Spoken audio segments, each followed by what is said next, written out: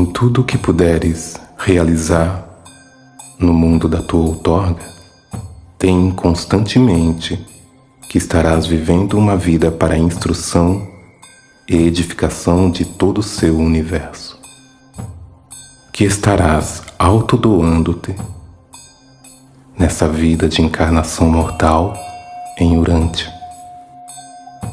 mas que essa vida tu irás viver para a inspiração espiritual de todas as inteligências humanas e supra-humanas que já viveram, que existem agora ou que ainda possam viver, em todos os mundos habitados, já formados, que ora se formam ou que ainda possam vir a se formar, como parte da vasta galáxia do teu domínio administrativo.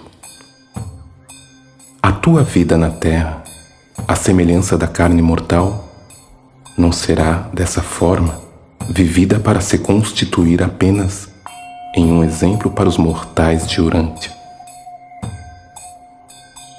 Nos dias da tua permanência na Terra, nem apenas para qualquer geração subsequente de seres humanos em Urântia, ou em qualquer outro mundo.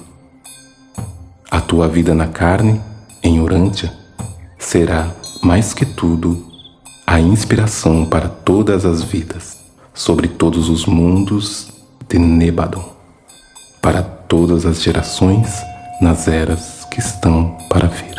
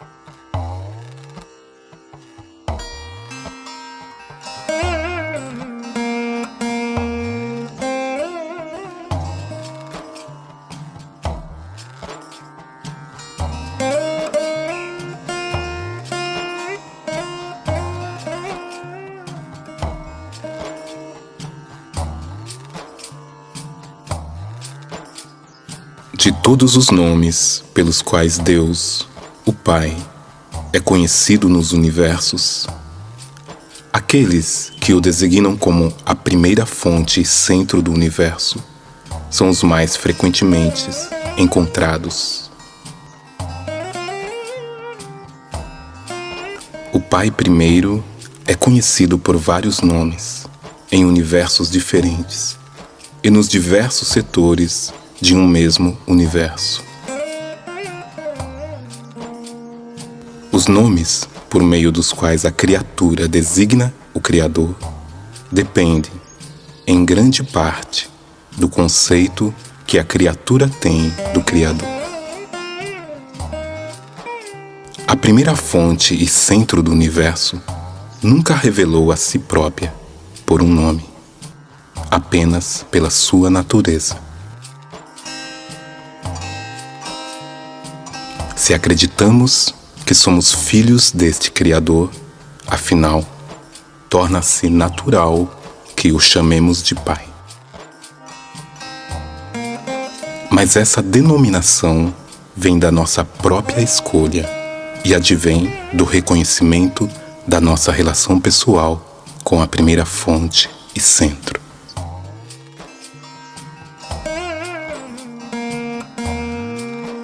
O Pai Universal nunca impõe qualquer forma de reconhecimento arbitrário, de adoração formal ou de serviço escravizador às criaturas inteligentes e dotadas de vontade dos universos.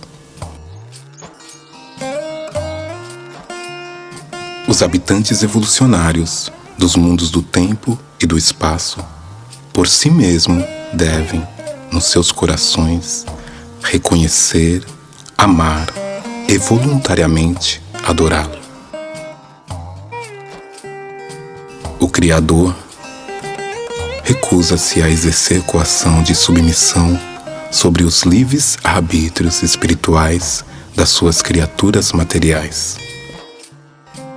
A dedicação afetuosa da vontade humana de fazer a vontade do Pai é a dádiva mais bem escolhida que o homem pode oferecer a Deus. De fato, uma consagração assim da sua vontade de criatura constitui a única dádiva possível de valor verdadeiro do homem ao Pai do Paraíso. Em Deus, o homem vive, move-se e tem o seu ser. Não há nada que o homem possa dar a Deus a não ser a escolha de ater-se à vontade do Pai. Em uma decisão como essa, efetivada pelas criaturas volitivas inteligentes dos universos, na realidade, constitui a verdadeira adoração, que satisfaz muito plenamente ao Pai Criador, em cuja natureza o amor é preponderante. Quando realmente vos houverdes tornado conscientes de Deus, após descobrirdes verdadeiramente a majestade do Criador e houverdes experimentado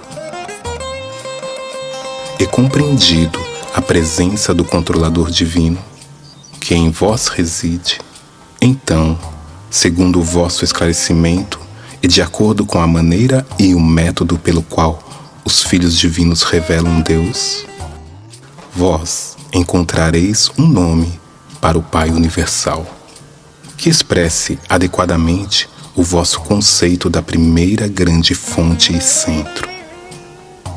E assim, em mundos diferentes e em vários universos, o Criador torna-se conhecido por inúmeros nomes, e todos significam a mesma coisa, pelo sentido do relacionamento dos filhos com Ele, em palavras e símbolos.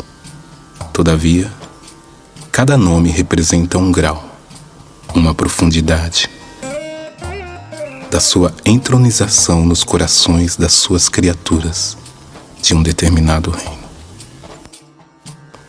Num planeta de criaturas sexuadas, em um mundo em que os impulsos da emoção parental são inerentes aos corações dos seus seres inteligentes, o termo pai torna-se um nome muito expressivo e apropriado para o Deus Eterno. Ele é mais bem conhecido, mais universalmente reconhecido no vosso planeta, Urântia, pelo nome de Deus. O nome que lhe é dado é de pouca importância. O que é significativo é conhecê-lo e aspirar a ser como ele.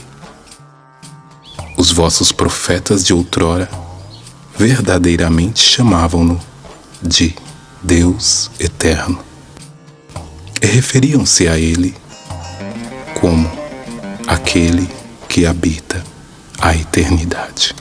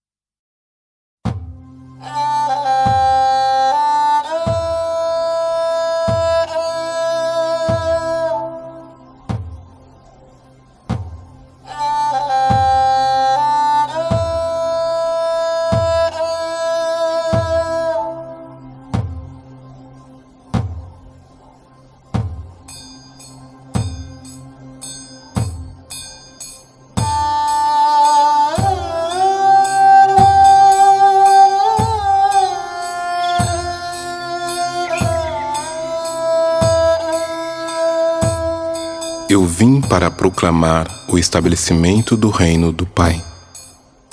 E esse reino deverá incluir as almas adoradas dos judeus e gentios, dos ricos e pobres, dos livres e escravos, porque meu Pai não tem preferência por ninguém. Seu amor e sua misericórdia estende-se a todos. O Pai dos céus envia o seu Espírito para residir nas mentes dos homens. E quando houver acabado o meu trabalho na terra, do mesmo modo, o Espírito da verdade será infundido sobre toda a carne. Assim, o Espírito do meu Pai e o Espírito da verdade estabelecer-vos-ão no reino vindouro de compreensão espiritual e retidão divina. O meu reino não é deste mundo. O Filho do Homem não conduzirá exércitos à batalha para restabelecer um trono de poder, nem um reino de glória temporal. Quando o meu reino houver chegado, vós reconhecereis no Filho do Homem o Príncipe da Paz, a revelação do Pai Eterno. Os filhos deste mundo lutam pelo estabelecimento e ampliação dos reinos deste mundo. Os meus discípulos, todavia, entrarão no reino do céu por meio das suas decisões morais e vitórias espirituais. E uma vez que hajam entrado, encontrarão alegria, retidão e vida eterna. Aqueles que primeiro buscarem entrar no reino, começando assim a lutar pela nobreza do caráter, como a do meu Pai, possuirão logo tudo o mais que for necessário. E eu vos digo com toda a sinceridade, a menos que busqueis a entrada no reino com a fé e a dependência confiada de uma criança pequena, não sereis admitidos de modo nenhum. Não sejais enganados por aqueles que vêm dizendo que aqui é o reino ou que acolá está o reino, pois o reino do meu Pai não concerne as coisas visíveis nem materiais. E este reino está convosco, mesmo agora, pois onde o Espírito de Deus ensina e guia a alma do homem, na realidade, aí está o reino do céu. E o reino de Deus é a retidão, a paz e a alegria no Espírito Santo. João, de fato, batizou todos, como um símbolo de arrependimento e remissão de vossos pecados. Mas, quando entrardes no reino do céu, sereis batizados pelo Espírito Santo. No reino do meu Pai não haverá judeus e gentios, apenas os que buscam a perfeição pelo serviço, pois eu declaro, aquele que quer ser grande no reino do meu Pai deve primeiro transformar-se em um servidor de todos. Se quereis servir aos semelhantes, deveis assentar-vos comigo no meu reino, do mesmo modo que, servindo à semelhança da criatura, irei assentar-me dentro em pouco com meu Pai no reino dele. Esse novo reino é como uma semente crescendo em bom solo em um campo. Não dá imediatamente os seus frutos. Há um intervalo de tempo entre o estabelecimento do reino na alma do homem e a hora em que o reino amadurece, dando os plenos frutos de retidão duradoura e salvação eterna. E o reino que eu vos proclamo não é um reino de poder ou abundância. O reino do céu não é uma questão de comida e bebida, mas, antes, uma vida de retidão progressiva e júbilo crescente no serviço que se perfeciona do meu Pai, que estás no céu. Pois o Pai disse dos seus filhos do mundo: é da minha vontade que sejam finalmente perfeitos, como eu mesmo sou perfeito. Vim para pregar as alegres novas do reino. Não vim para acrescentar nada às já pesadas cargas daqueles que gostariam de entrar nesse reino. Eu proclamo um caminho novo e melhor, e aqueles que estiverem capacitados para entrar no reino vindouro desfrutarão todos do descanso divino. Não importando o preço que ireis pagar neste mundo, para entrar no reino celeste, recebereis muitas vezes mais em júbilo e progresso espiritual, na vida eterna, nas idades que virão. A entrada no reino do Pai não depende de exércitos que marchem, nem de mudar os reinos deste mundo, nem de que se quebre o jugo sobre os aprisionados. O reino celeste está ao alcance da mão e todos que entrarem nele encontrarão liberdade e abundante e salvação cheia de júbilo. Tal reino é domínio do Eterno. Aqueles que entrarem no reino ascenderão até o meu Pai e irão certamente alcançar a mão direita da sua glória no paraíso. E todos que entrarem no reino do céu tornar-se-ão filhos de Deus, e nas idades que virão irão ascender ao Pai. E eu não vim para chamar aqueles que seriam os justos, mas os pecadores e todos aqueles que têm fome e sede de retidão, na perfeição divina. João veio pregando o arrependimento para preparar-vos para o reino. Agora venho eu proclamar a fé, a dádiva de Deus, com o preço da entrada no reino do céu. Se apenas acreditardes que o meu Pai vos ama com um amor infinito, então vós estareis no reino de Deus.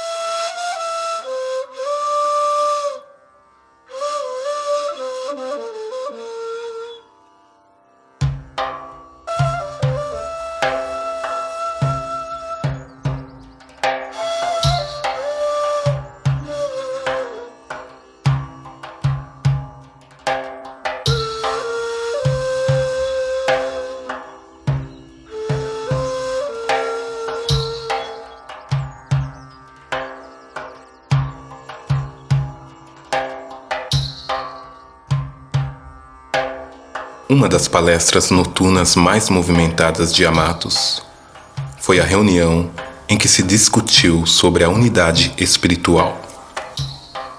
Tiago Zebedeu havia perguntado: Mestre, como aprenderemos a ver de um modo igual, para assim desfrutarmos de maior harmonia entre nós próprios?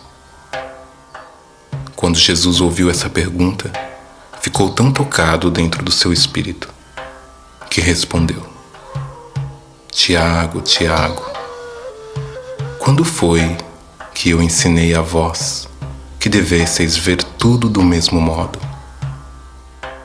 Eu vim ao mundo para proclamar a liberdade espiritual, com o fito de que os mortais pudessem ter o poder de viver vidas individuais de originalidade e de liberdade diante de Deus.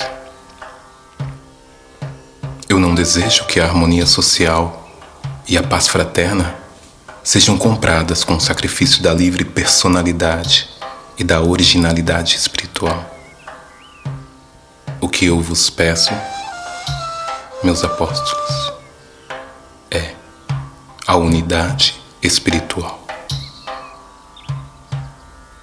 E isso vós podeis experimentar na alegria da vossa dedicação unida a fazer de todo o coração a vontade do meu Pai no céu.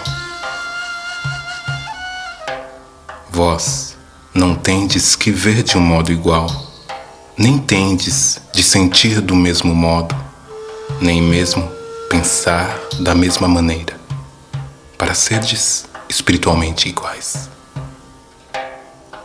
A unidade espiritual deriva-se da consciência de que cada um de vós é residido e crescentemente dominado pela dádiva espiritual do Pai Celeste. A vossa harmonia apostólica deve crescer do fato de que a esperança espiritual de todos vós é idêntica pela origem, natureza e destino. Desse modo, podeis experienciar a unidade perfeccionada de propósito espiritual e compreensão espiritual, que nasce da consciência comum da identidade dos vossos espíritos residentes, vindos do paraíso. E podeis desfrutar de toda a profunda unidade espiritual, mesmo havendo grande diversidade entre vossas atitudes individuais de pensamento intelectual, sentimentos, temperamento e conduta social. As vossas personalidades podem ser diversas de um modo animador e mesmo marcadamente diferentes, enquanto as vossas naturezas espirituais e frutos espirituais de adoração divina e amor fraterno podem ser tão unificados que todos aqueles que contemplarem as vossas vidas certamente tomarão conhecimento dessa identidade de espírito e dessa unidade de alma. Eles irão reconhecer que vós estivestes comigo e que, por meio desse fato e de um modo aceitável, aprendeste como a fazer a vontade do Pai no céu. Vós podeis alcançar a unidade no serviço de Deus, até mesmo quando estiverdes prestando tal serviço segundo a técnica dos vossos próprios dons de mente, corpo e alma. A vossa unidade espiritual implica duas coisas que sempre se harmonizarão nas vidas dos crentes individuais. A primeira, vós estáis possuídos por um motivo comum para uma vida de serviço. Todos vós desejais fazer, acima de qualquer coisa, a vontade do Pai no céu. E a segunda, todos vós tendes uma meta comum de existência. Todos vós tendes o propósito de encontrar o Pai nos céus, para por meio disso demonstrardes ao universo que vós tornastes como Ele. Muitas vezes, durante o aperfeiçoamento dos 12, Jesus retomou esse tema. Repetidamente disse-lhes não ser do seu desejo que aqueles que acreditavam nele viessem a tornar-se dogmatizados e padronizados de acordo com a interpretação religiosa, ainda que fosse como homens bons. De novo e de novo, ele preveniu aos seus apóstolos contra a formulação de credos e contra o estabelecimento de tradições, como um meio de guiar e de controlar os crentes no Evangelho do Reino.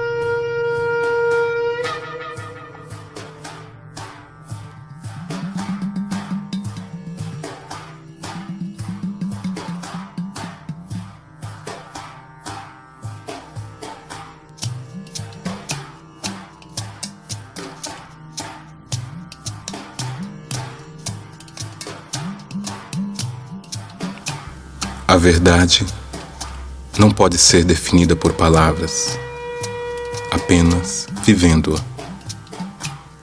A verdade é sempre mais do que conhecimento.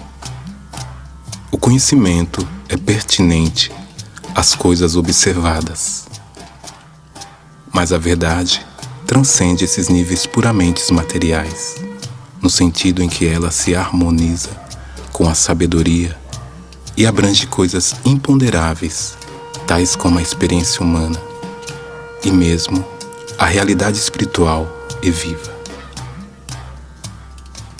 O conhecimento tem origem na ciência, a sabedoria na verdadeira filosofia, a verdade na experiência religiosa da vida espiritual. O conhecimento lida com os fatos, a sabedoria com as relações, a verdade com os valores da realidade. O homem tende a cristalizar a ciência, a formular a filosofia e a dogmatizar a verdade, porque ele é mentalmente preguiçoso, porque tende a ajustar-se a lutas progressivas da vida e, ao mesmo tempo, tem também um medo terrível do desconhecido. O homem natural é lento para dar início às mudanças dos seus hábitos de pensar e das suas técnicas de viver. A verdade revelada, a verdade pessoalmente descoberta, é o supremo deleite da alma humana. É uma criação conjunta da mente material e do espírito residente. A salvação eterna, para essa alma que discerne a verdade e que ama a beleza, fica assegurada por aquela fome e sede de bondade, que levam esse mortal a desenvolver uma unicidade no propósito de fazer a vontade do Pai, de encontrar Deus e de tornar-se como Ele. Nunca há conflito entre o verdadeiro conhecimento e a verdade. Pode haver conflito entre o conhecimento e as crenças humanas, crenças matizadas pelo preconceito, distorcidas pelo medo e dominadas pelo pavor de encarar os fatos novos de uma descoberta material ou do progresso espiritual. A verdade, contudo, nunca pode tornar-se uma posse do homem fora do exercício da fé. E isso é verdade porque os pensamentos, a sabedoria, a ética e os ideais do homem nunca se elevarão mais alto do que a sua fé, a sua esperança sublime. E toda essa fé verdadeira é baseada na reflexão profunda, na autocrítica sincera e na consciência moral descomprometida. A fé é a inspiração da imaginação criativa impregnada pelo Espírito. A fé atua no sentido de liberar as atividades supra-humanas na chama divina, o germe imortal que vive dentro da mente do homem e que é o potencial da sobrevivência eterna. As plantas e os animais sobrevivem no tempo pela técnica de passar de uma geração a outra partículas idênticas de si próprios. A alma, a personalidade do homem, sobrevivem à morte do corpo. A alma, a personalidade do homem, sobrevive à morte do corpo pela associação de identidade com essa chama residente de divindade, a qual é imortal e funciona para perpetuar a personalidade humana em um nível de continuidade mais elevado da existência em progressão no universo. A semente oculta da alma humana é um espírito imortal. A segunda geração da alma é a primeira de uma sucessão de manifestações da personalidade de existências espirituais e progressivas, terminando apenas quando essa entidade divina alcança a fonte da sua existência, a fonte pessoal de toda a existência, Deus, o Pai Universal. A vida humana continua, sobrevive, porque tem uma função no universo, a missão de encontrar Deus. A alma do homem, ativada pela fé, não pode parar antes de atingir essa meta de destino. E, uma vez atingida essa meta divina, a alma não pode jamais acabar porque se terá tornado como Deus, eterno. A evolução espiritual é uma experiência de escolha crescente e voluntária da bondade, acompanhada de uma diminuição igual e progressiva da possibilidade do mal. Com a realização da finalidade da escolha pela bondade e por uma completa capacidade para a apreciação da verdade, vem à existência uma perfeição de beleza e de santidade cuja retidão inibe eternamente a possibilidade da emergência até mesmo do conceito do mal potencial. Essa alma conhecedora de Deus não projeta nenhuma sombra de dúvida do mal, quando funcionando em um nível tão elevado de bondade divina. A presença do Espírito do Paraíso na mente do homem constitui uma promessa de revelação e uma promessa de fé em uma existência eterna de progressão divina para toda a alma que busca encontrar a identidade com o Espírito imortal residente, o fragmento do Pai universal. A característica do progredir no universo é a liberdade cada vez maior da personalidade, porque a liberdade está associada ao alcance de níveis progressivos cada vez mais elevados da autocompreensão, bem como da autorrestrição voluntária consequente. O alcançar da perfeição na autorrestrição espiritual iguala-se ao completar da liberdade no universo e a libertação pessoal. A fé encoraja e mantém a alma em meio à confusão dessa orientação inicial em um universo tão vasto, enquanto a prece transforma-se na grande unificadora das várias inspirações da imaginação criativa e dos impulsos dados pela fé, dentro de uma alma que tenta identificar-se com os ideais do espírito da presença divina residente e solidária.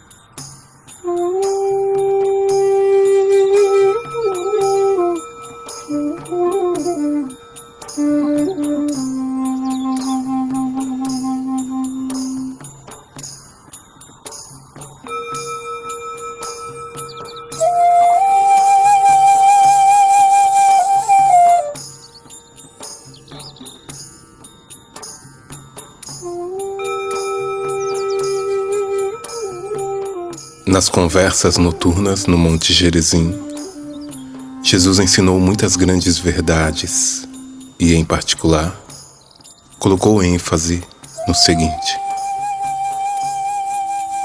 a verdadeira religião é o ato de uma alma individual nas suas relações conscientes com o Criador. A religião organizada é a tentativa de socializar o ato da adoração do homem religioso individual. A adoração A contemplação do espiritual deve alternar-se com o serviço, o contato com a realidade material. O trabalho deveria alternar-se com a diversão. A religião deveria ser equilibrada pelo humor. A filosofia profunda deveria receber o alívio da poesia rítmica. A tensão de viver, a tensão da personalidade no tempo, deveria ser afrouxada no descanso da adoração.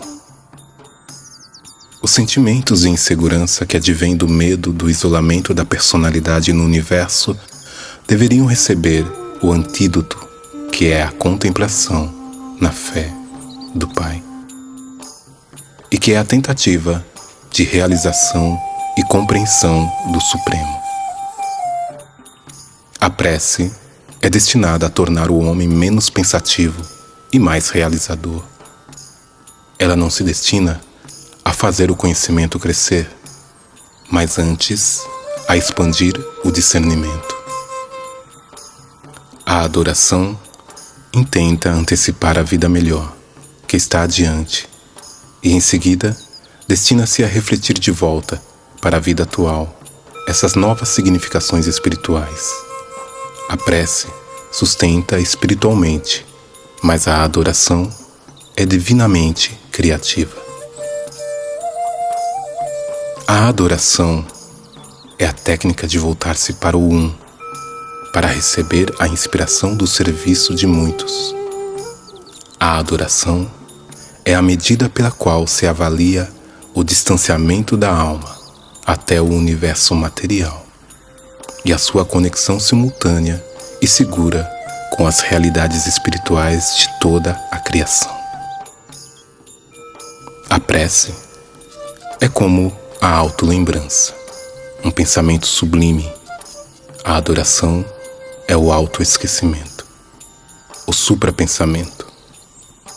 A adoração é a atenção sem esforço, o repouso verdadeiro e ideal para a alma, uma forma de exercício espiritual repousante. A adoração é o ato de uma parte identificando-se com o todo, o finito com o infinito, o filho com o Pai, o tempo no ato de um passo que toca a eternidade.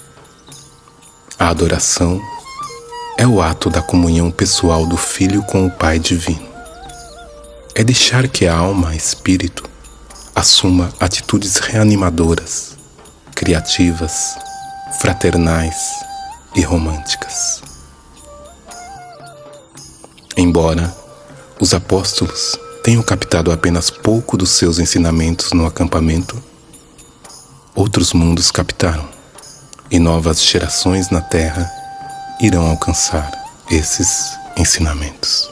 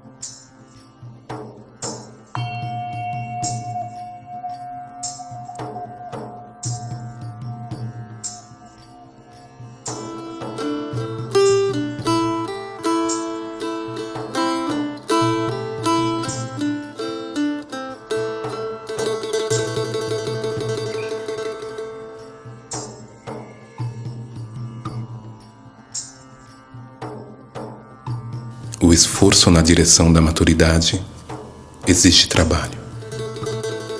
E trabalho requer energia. De onde viria o poder para realizar tudo isso? As coisas materiais poderiam ser visualizadas como algo garantido, e sobre isso o mestre disse bem: nem só de pão vive o homem. Garantida a posse de um corpo normal e com saúde razoavelmente boa, devemos em seguida procurar pelas atrações que atuarão como estímulos para despertar as forças espirituais adormecidas do homem. Jesus ensinou que Deus vive no homem. Então, como podemos induzir os homens a liberar esses poderes de divindade, de infinitude, de dentro das suas almas? Como induzirmos os homens a liberar o Deus de dentro de si, para que possa Ele refrescar as nossas próprias almas e para que, manifestando-se fora de nós, possa Ele, assim, servir ao propósito de iluminar, elevar e abençoar outras incontáveis almas? Como posso eu, da melhor maneira, despertar tais poderes latentes, adormecidos nas vossas almas, para o bem? De uma coisa estou seguro: a excitação emocional não é o estímulo espiritual ideal. A excitação não aumenta a energia, antes exaure os poderes, tanto da mente quanto do corpo. De onde vem então a energia para fazer as grandes coisas? Vede o vosso mestre. Ainda agora está longe nas montanhas, enchendo-se de energias, enquanto nós estamos aqui gastando energia. O segredo de toda essa questão está guardado na comunhão espiritual, na adoração. Do ponto de vista humano, é uma questão de combinação entre meditação e relaxamento. A meditação faz o contato da mente com o espírito. O relaxamento determina a capacidade de receptividade espiritual. E esse intercâmbio de fraqueza por força, de medo por coragem, da vontade da mente, do ego, pela vontade de Deus, constitui em si a adoração. Pelo menos, esse é o modo pelo qual o filósofo a vê. Quando frequentemente repetidas, essas experiências cristalizam-se em hábitos de fortalecimento na adoração. Tais hábitos formulam certamente por si mesmos um caráter espiritual, e tal caráter é finalmente reconhecido pelos semelhantes como o de uma personalidade amadurecida. Essas práticas são difíceis e consomem tempo no início, mas quando se tornam habituais, passam a ser de imediato restauradoras e permitem poupar tempo. Quanto mais complexa a sociedade torna-se e quanto mais as atrações da civilização multiplicam-se, mais urgente torna-se a necessidade, nos indivíduos que conhecem a Deus, de transformar essas práticas protetoras cada vez mais em hábitos destinados a conservar e aumentar as suas energias espirituais.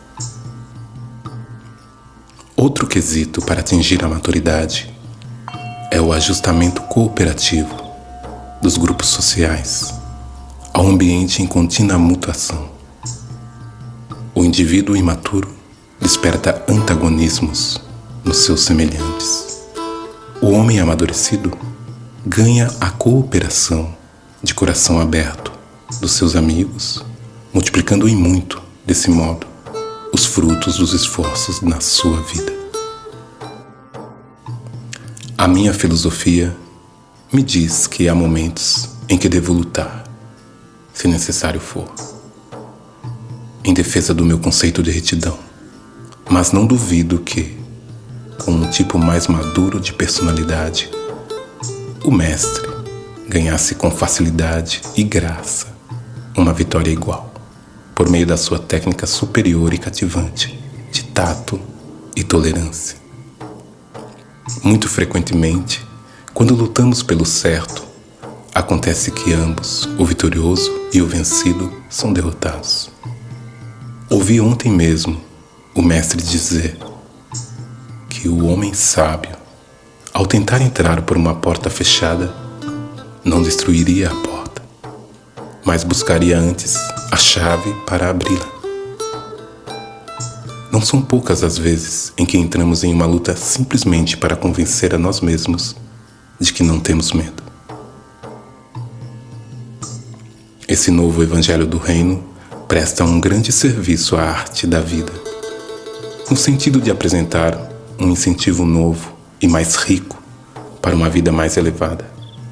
Apresenta uma nova meta elevada de destino, com um propósito supremo de vida. E esses novos conceitos da meta eterna e divina para a existência são, em si mesmos, estímulos transcendentais que clamam por uma reação do que há de melhor dentro da melhor natureza do homem.